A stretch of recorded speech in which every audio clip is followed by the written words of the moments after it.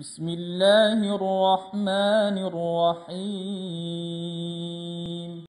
Karena terkait harta itu kan pertanyaannya min ainak tasabah dalam hadis, dari mana memperolehnya, wa fima anfaqah, dan dalam hal apa dia belanjakan. Karena netizen juga ini lagi rame, kita lihat di sosmed itu tentang ada pejabat yang ketika memberikan pengumuman itu pakaiannya muahal, Burberry. Kita tidak tahu ya, tahunya baju jahit sendiri atau beli, tidak ada mereknya. Nah itu netizen men-search, ini berapa baju yang dipakai pejabat ini. Ternyata harganya itu sekitar 7,2 juta sampai 12 jutaan satu lembar baju. Sementara kita dapati dalam sejarah itu ya, kita misalnya lihat Sayyidina Utsman bin Affan. Beliau ini sahabat yang kaya raya, banyak duitnya dan banyak sekali infaknya. Ketika kaum muslimin sedang kesulitan air, ada orang Yahudi punya sumur, namanya sumur rumah. Nggak boleh kaum muslimin mengambil. Nabi kemudian mengatakan siapa yang mau membeli sumur itu, kemudian supaya kaum muslimin itu bisa mengambil airnya. Belum jadi khalifah waktu itu, Utsman bin Affan kemudian membeli sumur itu dengan harga yang tinggi, tidak ditawar-tawar, 20.000 dinar.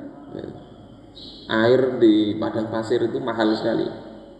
20.000 dinar itu kalau kita jadikan emas ya, 1 dinar itu 4,25 gram emas.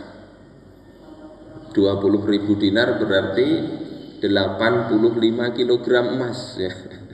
Nukar sumur aja. Jika mau olah sumur bor itu sudah bisa dapat banyak itu. Sumur 85 kilogram emas. Kalau kita rupiahkan sekarang ini ya sekitar 153 miliar. 153 miliar. Kalau emas 1 gramnya 900 ribuan. Itu Sidin beli, kemudian diwakafkan untuk kaum muslimin. Ini Utsman bin Affan. Pada perang Tabuk beliau itu menyumbang 950 ekor onta dengan 50 kuda. Jadi sugih banar ini Utsman bin Affan. Dari mana dapat kekayaan? Berdagang.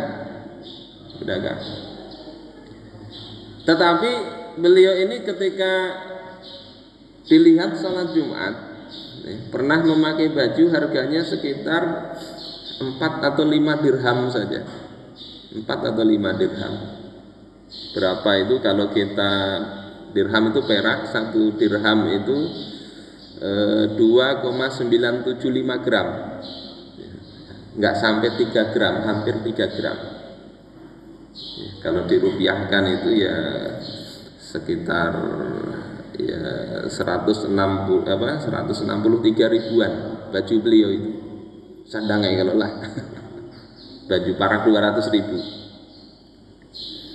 Itu bajunya Sayyidina Utsman bin Affan. Terus jadi pertanyaan, apakah nggak boleh kita ini pakai baju yang mahal? Bagaimana menggunakan harta itu? Ada beberapa hal yang perlu kita lihat. Pertama, sebetulnya orang mau pakai baju mahal atau tidak itu terserah sebetulnya ya. Tidak boleh kita cela, enggak. Yang perlu diperhatikan itu pertama adalah terkait dengan uangnya ini. Uangnya ini halal atau enggak? Itu yang kemudian dipertanyakan, berapa gajinya, berapa penghasilannya sehingga memakai baju semahal itu.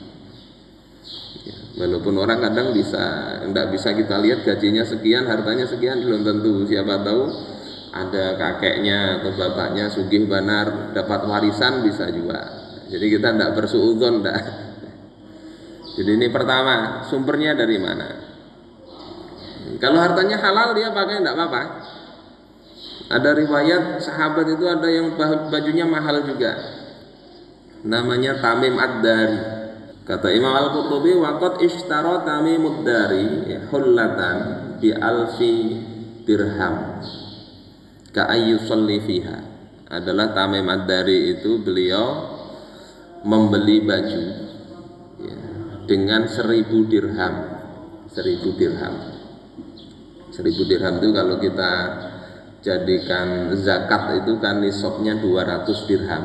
Berarti 5 kali nisab zakat. 5 kali nisab zakat. Kalau kita jadikan perak sekarang memang nggak terlalu jauh ya. Satu nisab zakat ya sekitar 7 jutaan. Kalikan 5, 35 juta sih tukar baju. Adakah kita kalah ini beban yang pejabat tadi kalah 35 juta. Itu kalau hitungan sekarang, kalau hitungan bahari lebih lagi. Karena bahari itu 10 dirham itu 1 dinar. Jadi 5 kali zakat itu kalau dikaitkan dengan emas bisa 85 gram emas, itu setaranya kalikan 5. Nah, berapa itu? Mahal banget. Ya, 85 gram. Nah, taruhlah 80 juta kalikan 5. Tetapi khusus beliau pakai untuk sholat. Nah, ada sahabat yang kayak gitu. Jadi Anda menuruti Tamim Ad-Dari silahkan. Kemudian Imam Ahmad bin Hambal itu sekitar 1 dinar. 1 dinar 4,25 gram emas.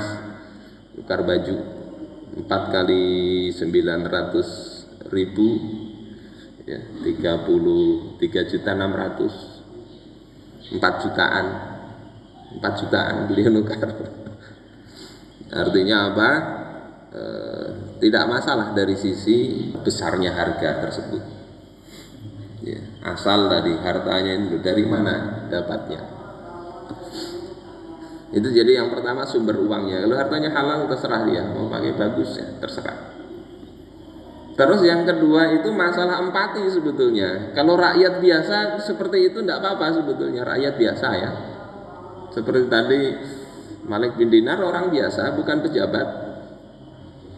Kemudian Imam Ahmad bukan pejabat. Jadi tidak masalah. Yang masalah itu kalau pejabat. Pejabat itu kita lihat mulai Rasulullah ya, kemudian sahabat sampai tadi Khalifah Utsman bin Affan itu memberi contoh sederhana beliau. Sederhana. Namanya pemimpin. Apalagi melihat rakyatnya kalau dalam kondisi yang susah, mestinya tidak akan bermewah-mewah walaupun boleh. Fariduddin Attar di dalam kitab beliau Tazkiratul Auliya, ini bukan pejabat yang diceritakan tapi orang biasa. Jadi kalau dari sisi harga mahal itu tidak masalah sebetulnya ya, asal uangnya halal. Yang kedua ini kita lihat dari sisi masalah empati. Di Tazkiratul Auliya beliau menceritakan ada seorang ulama namanya Bishri Al-Hafi. Suatu ketika beliau itu saat musim dingin, beliau malah berpacul baju, melepaskan baju. Kemudian ditanya oleh orang yang melihat, ya Aba Nasr, wahai Abu Nasr, panggilannya Bishri Al-Hafi. Bishri Al-Hafi ini ulama terkenal dengan kezuhudan dan kewaroannya, sehingga Imam Ahmad itu ketika jelasin orang bertanya tentang zuhud dan warok, sudah engkau ke Bishri Al-Hafi saja, terkenal dengan kehati-hatian. Punya saudara perempuan menenun kain, kemudian lampu mati, kemudian ada kafilah berhenti di depan rumah ya, bermalam di situ, ada cahaya lampunya, ikut menenun dia di depan rumahnya, cahayanya masuk ke rumahnya, nanya kepada saudaranya yakni Bishri Al-Hafi ini, beliau katakan, itu engkau juallah itu tenunan engkau itu, sedekahkan. Karena apa? Memanfaatkan cahaya lampu orang lain. Itu Bishri Al-Hafi, kehati-hatiannya itu sampai level begitu. Nah beliau ini ketika musim dingin malah melepaskan baju. Ditanya, wahai Abu Nasr, an-nasu fi misli hadhihi yaziduna fi thiyab. Orang-orang pada suasana seperti ini, yakni dingin ini, justru nambah pakaian, nambahin baju. dirangkapin biar nggak dingin. Wa anta khala'ta ma kana 'alaika minha, sementara engkau malah melepas baju yang ada pada diri engkau. Apa kata Bishri? Zakartu al-fuqara al-urah, aku teringat orang-orang fakir yang enggak punya baju. Walaysa mal u'tihim wa uwasihim, aku enggak punya harta untuk memberikan mereka baju dan melapangkan kehidupan mereka. Bidzalik, dengan yang demikian itu. Fakultu uwafiquhum bijasadi, maka dalam diriku berkata, aku tidak bisa ngasih mereka, aku mencocokkan diriku dengan mereka, ikut merasakan bagaimana dinginnya orang-orang yang dalam kondisi musim dingin tidak punya baju yang mencukupi. Ini namanya empati. Memang tidak wajib, tapi ini menunjukkan perhatian Bishri al-Hafi kepada kondisi masyarakat yang ada. Akhlak yang baik begitu. Saudara-saudara kita misalnya kelaparan, kesulitan, kita bermewah-mewah, ini kurang pantas. Walaupun kaya, sebagaimana Sayyidina Utsman bin Affan tadi, sebagaimana juga kita lihat Abdurrahman bin Auf, beliau sederhana hidupnya.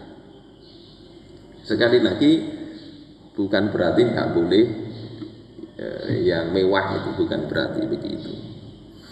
Saudara-saudaraku sekalian yang dimuliakan Allah Subhanahu wa taala, jadi ini masalah penggunaan harta, memang betul harta-harta kita tetap halal, tapi mestinya kita juga punya perhatian.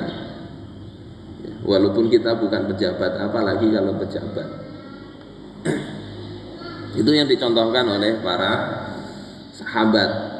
Sahabat mencontoh Rasulullah Sallallahu Alaihi Wasallam. Yang suatu ketika Umar masuk ke kamarnya Rasulullah Sallallahu Alaihi Wasallam, ketika Rasulullah sedang ada masalah dengan istri-istrinya, melihat Rasulullah tidur, ada bekas pelepah kurma karena tidur di tikar seperti itu. Kemudian nangis itu Sayyidina Umar melihat bagaimana kemewahan Kisra, bagaimana kesederhanaan Rasulullah. Padahal Kisra itu tidak mulia, Rasulullah mulia. Sehingga sahabat menawarkan, kalau mau kami bikinkan kasur aja. Kata Rasulullah, mali walid dunya, apa urusanku dengan dunia? Ma ana illa karakibin, tidaklah aku ini kecuali hidup di dunia itu seperti penunggang kuda atau orang yang sedang melakukan perjalanan. Istadalla tahta syajarah, yang bernaung di bawah pohon. Tsumma raha wa tarakaha, kemudian istirahat sejenak, kemudian meninggalkannya. Rasulullah ingin memberikan gambaran kepada umatnya bahwasanya hidup di dunia tidak perlu mikirkan prestise di depan masyarakat, tidak perlu. Kadang mahal itu bukan karena mahal bahannya, tapi karena merek. Karena merek aja, dipakai kurang lebih juga bajunya itu. Saya dulu punya teman sudah meninggal, mungkin pian tahu itu Pak Ustadz Abror Harun. Kita berkunjung ke rumahnya, beliau cerita anaknya itu ada yang jadi penjahit, tapi melayani merek terkenal. Dan itu banyak, itu padahal tahun 2000-an ya, sekitar 2000-an lebih dikit lah, awal-awal 2000-an. Itu banyak juga pejabat-pejabat itu yang membeli baju harganya 4 juta, 6 juta biasa, banyak di Banjarmasin itu. merek. Jadi ini kita perhatian, sebetulnya tidak masalah, tapi berbangga-bangga diri itu yang mungkin patut kita bersihkan hati kita dari hal itu. Terus bagaimana dengan ayat Allah Ta'ala di dalam Al-Quran, wala tubadzir tabdzira, innal mubadzirina kanu ikhwanasyayatin. Dalam surah Al-Isra begitu. Jangan kamu hamburkan hartamu secara boros. Ya, sungguhnya pemboros-pemboros itu adalah saudara-saudara setan. Atau di dalam ayat yang lain surah Al-Furqan, walladzina idza anfaqu lam yusrifu.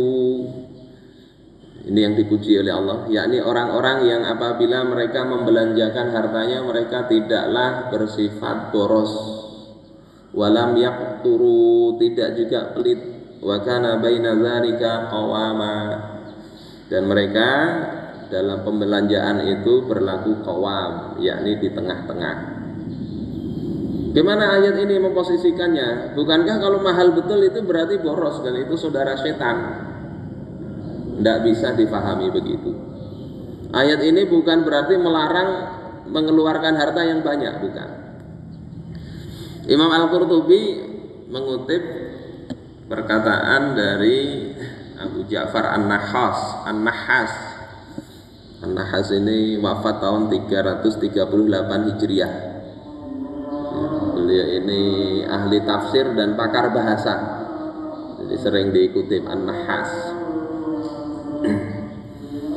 Beliau katakan wa min ahsani ma qila fi ma'nahu, di antara perkataan yang terbaik tentang makna ayat tadi yang namanya boros dan pelit itu bagaimana? Annaman anfaqa fi ghairi ta'atillah fahuwal israf.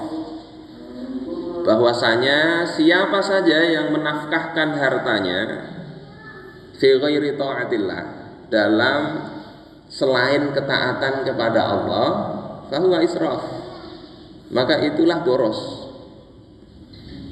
Jadi makna boros itu begitu, menafkahkan harta walaupun halal tapi bukan untuk ketaatan.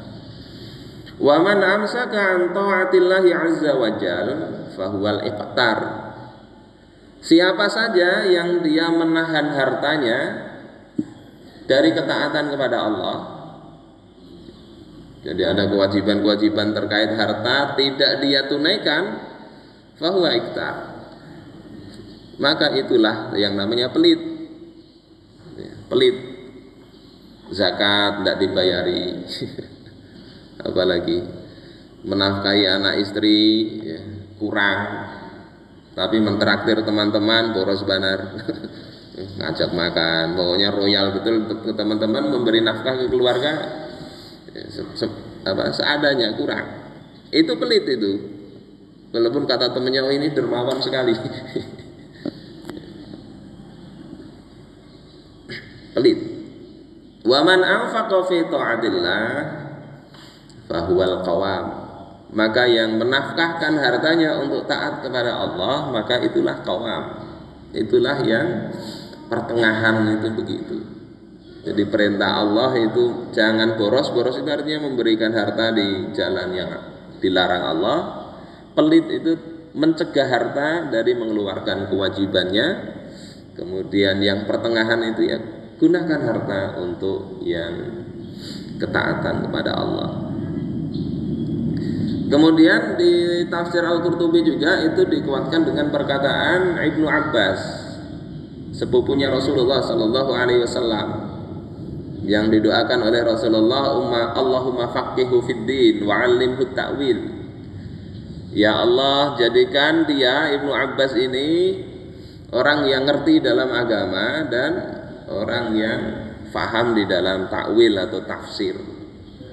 Ibnu Abbas mengatakan, man anfaqa mi'ata alfin fi haqqin falaisa bisaraf.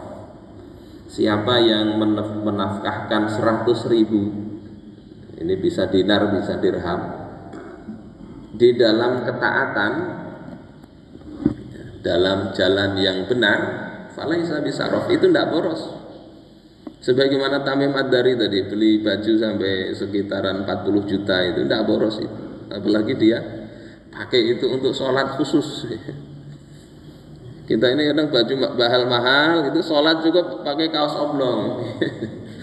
Ada orang begitu, sholat pakai baju seadanya, begitu ke pengantin kayak raja aja. Ini Tamim Ad-Dari tidak begitu. Itu tidak terhitung boros, tidak. Ada diceritakan juga orang yang membeli baju mahal, dia pakai. Setelah dia pakai, dia sodakohkan. Pakai lagi sodakohkan. Tidak boros. Dia menjadi amun hendak beli baju mahal kayak gitu aja. Kira-kira banyak yang mau menerima sodakohnya nanti. Ada teman kita dulu di Gunung Sari itu juga. Orang ketika beli mobil baru dijulung ke sidin, suruh makaikan. Dipakaikan. Nanti setelah beberapa waktu diambil memang, jadi dipinjamkan. Jadi sidin ini pakai mobil hanyar terus ini. Kata orang mengambil barokah. Di masyarakat kita kan ada begitu. Ada mobil tuan guru ya, ditukari dengan harga baru mobil lama. Ada orang di Tanjung begitu. Setelah itu sidin jual juga mobilnya ini, mobil second ini dengan harga yang lebih mahal daripada harga baru. Ini mobil bekas guru ini jar. Laris ya gitu. Jangankan mobil lah, kadang sepeda motor aja ditandatangani orang yang bisa jadi miliaran itu. Bakal rupanya bukan mengambil barokah, mengambil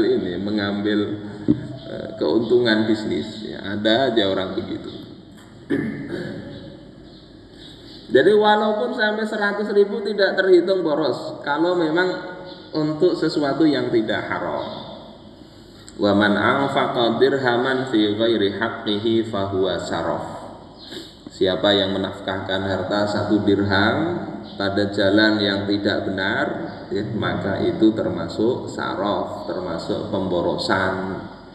Dan itulah teman setan di dalam ayat sebelumnya tadi. Bapak saudara-saudaraku sekalian rahimakumullah, karena itulah kita dapati sahabat itu faham betul ayat tersebut. Tetapi mereka dalam mengeluarkan harta, menginfakkan harta itu tidak tanggung-tanggung. Yang kita tahu seperti Sayyidina Abu Bakar As-Siddiq, itu menafkahkan semua hartanya. Ditanya, apa yang kau tinggalkan? Kau tinggalkan kepada mereka Allah dan Rasulnya yang ngurus mereka.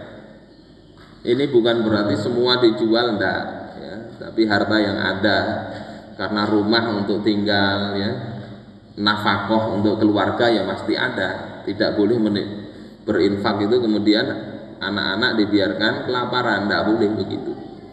Artinya semua itu dari kebutuhan pokok sudah, tidak masalah. Bukan berarti semua harta itu rumah dijual-jual, tidak begitu.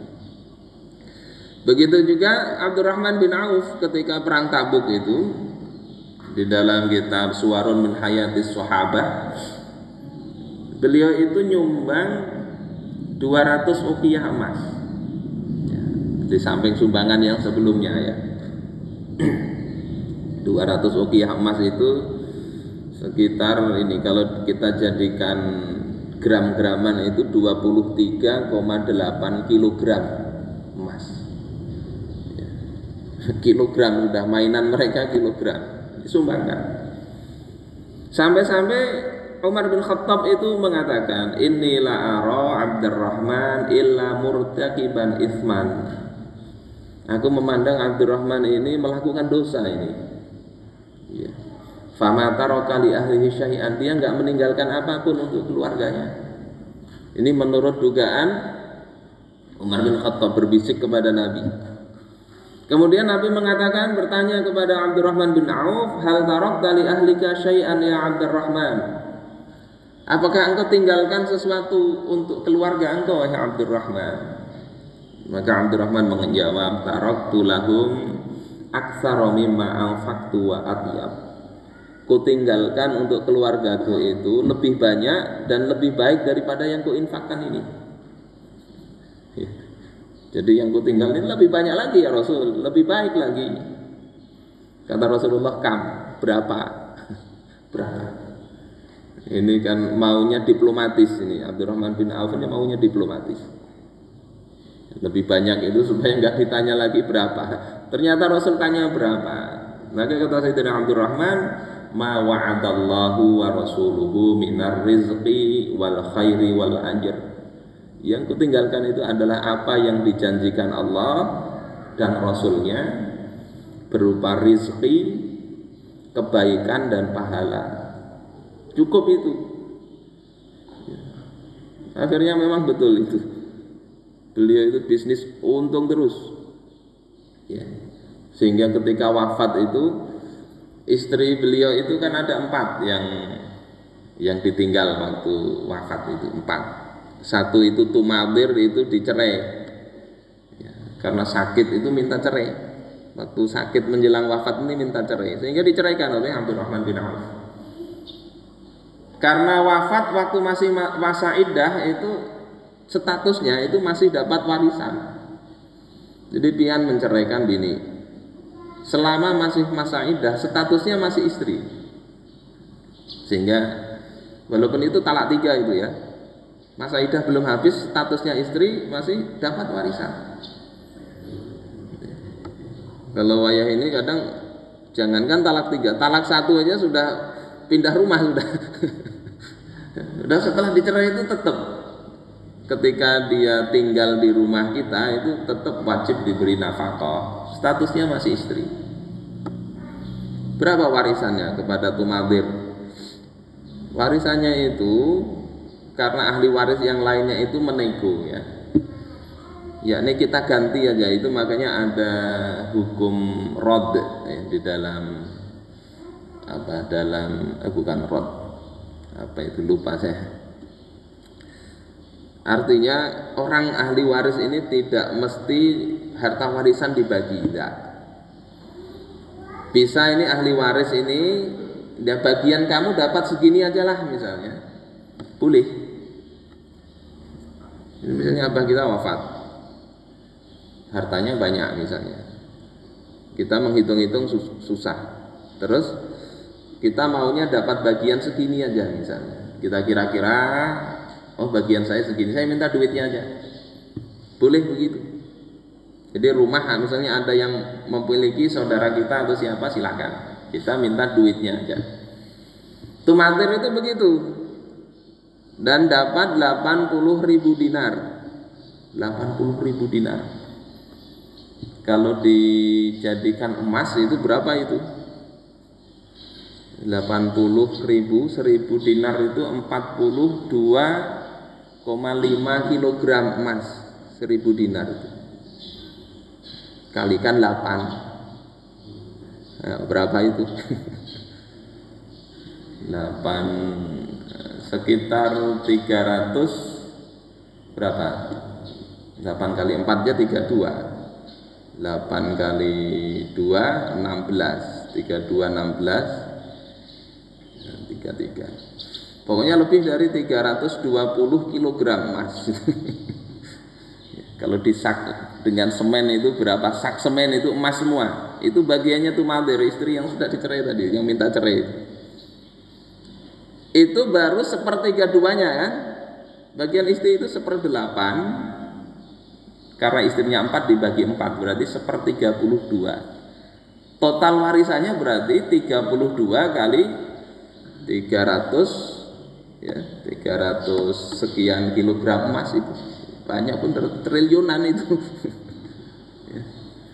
Itu Abdurrahman bin Auf. Infaknya itu luar biasa beliau. Sekarang ini kadang meniru kayanya tapi tidak meniru infaknya.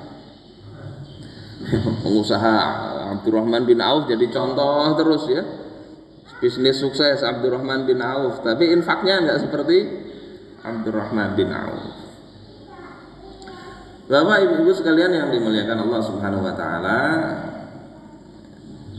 itu tentang boros itu tidak berarti nafkah infak banyak itu boros, tidak. Aun bin Abdullah bin Utbah juga mengatakan laisal musrifu may ya'kulu malahu. Orang yang boros itu bukan orang yang dia makan hartanya, bukan. Innamal musrifu may ya'kulu mala ghairihi. Nah, ini ada yang mendefinisikan begitu. Boros, israf, berlebihan itu kalau dia memakan hartanya orang lain tanpa izin, tanpa hak, itu boros. Sebagian ulama memahami kata boros di situ, ya, dan kata pertengahan itu dengan ungkapan kanu la yalbasuna sauban lil jamal. Ini yang pertengahan ya, yang disuruh itu. Mereka itu tidaklah memakai baju untuk al jamal, untuk ketampanan atau kecantikan, untuk berhias. Pakai baju ini biar keren, tidak begitu. Para ulama dulu kadang nggak begitu keren juga. Bahkan ada ulama-ulama yang buruk rupa, seperti misalnya Imam Al-Jahiz. Itu tetangganya ada kisah itu diceritakan oleh beliau, minta dibikinkan cincin diukir, ukirannya muka iblis gitu. Kata pengukirnya itu enggak tahu gimana mukanya iblis. Akhirnya Al-Jahiz tetangganya ini diajak, sudahlah ukirkan muka kayak gini aja katanya. Beliau enggak tersinggung beliau. Jadi ada ulama yang memang mukanya enggak keren-keren, mereka biasa aja. Ada ulama gelarnya Al-A'raj, tabi'in, artinya si pincang, karena memang pincang. Nama aslinya Salamah bin Dinar. Punya murid namanya Al-A'mash. Al-A'mash itu artinya matanya ini tidak tapi awas ya. Model bawur ya, kata orang Jawa, bawur. Jadi tampilan seperti itu tidak perlu terlalu diperhatikan. Walaupun berbaju bagus itu tidak mengapa. Tapi jangan sampai itu jadi niat. Kalau diniatkan itu seperti mungkin Tamim Ad-Dari tadi, memang niatnya menghadap Allah Ta'ala berbagus-bagus ya, menemui saudara-saudara ya, supaya mereka senang, tampilan yang bagus. Ada tamu misalnya, teman-teman kita pakai baju yang bagus. Wala ya'kulu ta'aman lilladzah, mereka tidak memakan makanan sekedar untuk berlezat-lezat, untuk kelezatannya. Kita kadang makan itu yang kita pikirkan itu kan nyaman kadangnya. Namun kadang nyaman rasa kadang hendak makan. Nafsu sebetulnya tidak apa-apa. Cuma ini orang yang dipuji Allah itu makannya tidak begitu. Makan tidak begitu, tidak nuruti nafsu. Bahkan Sayyidina Umar bin Khattab itu beliau itu banyak istri, banyak anak. Beliau itu jima itu juga bukan semata-mata karena nafsu. Kata beliau, aku tetap lakukan walaupun aku nggak kepingin. Ditanya oleh sahabatnya, ada di tafsir Qurtubi juga cerita itu. Ditanya, lalu untuk apa ya Amirul Mukminin? Kata beliau, aku berharap akan lahir keturunan yang dengan itu memperbanyak umatnya baginda Rasulullah Sallallahu Alaihi Wasallam. Jadi motivasi itu yang lebih ke depan ketika dalam urusan ranjang sekalipun. Itu Sayyidina Umar bin Khattab. Sahabat-sahabat begitu. Istrinya banyak. Termasuk Sa'ad bin Abi Waqqas. Itu istri beliau menikah selama hidup itu 12 orang. Ya, tentunya tidak satu waktu kan, maksimal 4. Anak-anak beliau berapa? 38. 38 anaknya Sa'ad bin Abi Waqqas itu. 19 laki-laki, 19 perempuan. Abdurrahman bin Auf itu kalau tidak salah 28 anak beliau itu. Abu Bakar, Umar, Utsman itu banyak anaknya itu. Ali juga sama. Walakin kanu yuriduna minal libasi ma yasturuna bihi auratahu. Tetapi mereka yang mereka kehendaki dari berbaju, memakai pakaian itu adalah menutupi aurat. Jadi Allah perintahkan kita tutup aurat, niatkan itu. Walaupun pakai baju itu biasa saja, tapi dengan adanya niat yang baik, maka pakai baju itu juga ibadah. kita bisa berharap pahala dari memakai baju. Kalau niatnya begitu kan, Rasul katakan apa? Innamal a'malu binniyat, ya. Apa? Wa innama likulli imri'in ma nawa. Dan hanyalah seseorang itu mendapatkan apa yang dia niatkan. Jadi niat pakai baju, walaupun pekerjaan itu pekerjaan mubah, pekerjaan manusia biasa, tetapi dengan dibarengi niat itu bisa diharapkan pahalanya. Pembahasan hadis ini panjang ya. Jadi memang ingin nutup aurat, Allah menyuruh nutup aurat. Pakai baju bagus, oh ada ayatnya ini, Allah menyuruh ketika kita ke masjid pakai baju yang bagus. Jadi bukan ingin pamer. Apalagi dilihat ini oleh masyarakat, merek bajunya apa. Tidak karena itu. Wa yaktannuna bihi minal harri wal qur. Dan niatnya itu adalah untuk menjaga dengan pakaian itu dari panas dan dingin, dari debu. Wa yuriduna minat ta'ama sadda anhum al-ju'. Mereka makan itu memang ingin menutupi diri mereka dari lapar, menguatkan. Wa qawwahum ala ibadati rabbihim. Mereka makan niatnya memang ingin menguatkan jasad mereka untuk beribadah kepada Tuhan mereka. Niatnya untuk memenuhi hak badan. Nah, kalau begitu yang menurut Aun bin Abdullah ini. Menurut ini Yazid bin Abi Habib ya, di dalam tafsir yang sama. Bapak saudara-saudaraku sekalian rahimakumullah, ini mungkin beberapa hal yang ingin saya sampaikan ya. Jadi terkait nafkah ya, harta yang Allah berikan kepada kita diperhatikan betul untuk apa kita nafkahkan. Ada nafkah wajib, ada nafkah sunnah, itu ada hukum-hukumnya. Dan itu insya Allah ketika kita jalankan sesuai dengan standar syariatnya Allah Subhanahu wa Ta'ala, maka semua itu ada nilai pahalanya di sisi Allah Subhanahu wa Ta'ala. Bahkan ketika kita memberikan nafkah kepada istri ya, tiap suapan nasi yang kita berikan kepada anak dan istri kita itu bisa diharap pahala sedekahnya, asal tadi memang dalam hati itu dibarengi dengan niat ini adalah menjalankan kewajiban.